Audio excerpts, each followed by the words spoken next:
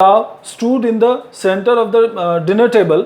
We entered the room to find Toto stuffing himself with rice. One day what happened, a grand table was there in the dining room, okay, and on that table, in the center of the table, a big plate of pulao was kept there, and to all family members' surprise, what they saw there after entering the dining room, they saw Toto was stuffing himself with the rice. Okay, now what happened?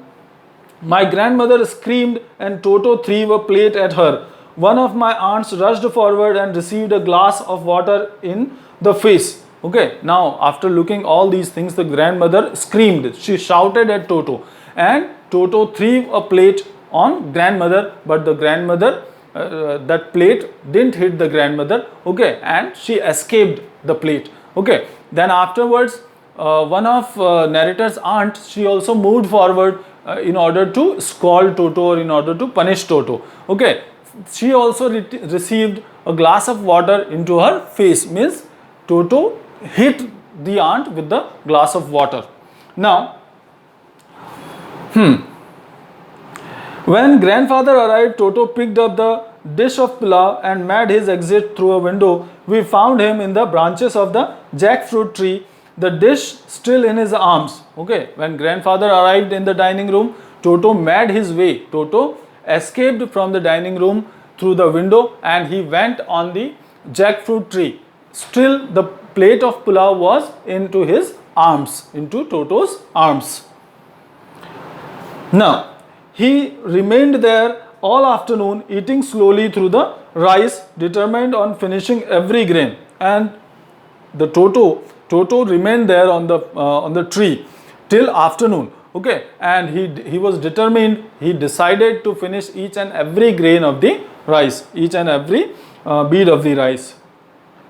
And then, in order to speed grandmother, who had screamed at him, he threw the dish down from the tree and chattered with delight when it broke into 100 pieces. And now, in order to punish the grandmother, in order to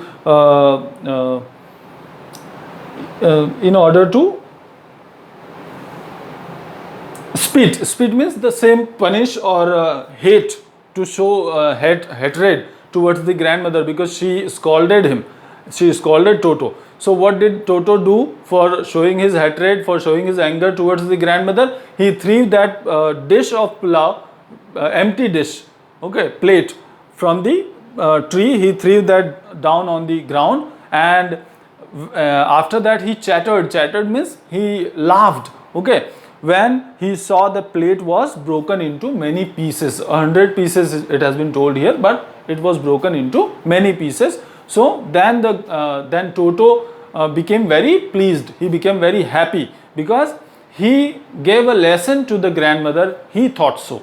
Okay. Now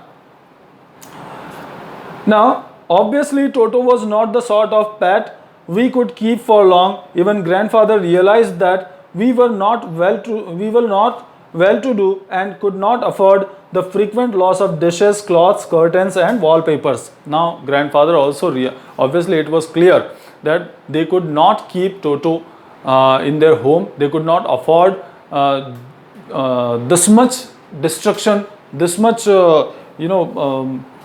harm into the house, because Toto was breaking everything. Toto was destructing everything, dishes, cloths, curtains, wallpapers, everything. Okay, so they could not afford, and even the grandfather also realized that he could not keep Toto for a long time into his house. So finally they decided.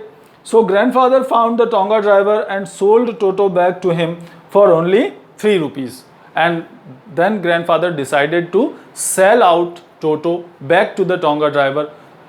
Then the grandfather found Tonga driver and he sold Toto back to the Tonga driver in 3 rupees. Okay, for the sum of 3 rupees. He purchased Toto with the sum of 5 rupees and then he sold it back with the sum of 3 rupees. Okay, so here also there was a loss to the grandfather, but that was better than the loss of things in the house. Okay, so this was the story of mischievous monkey Toto. Thank you very much for watching.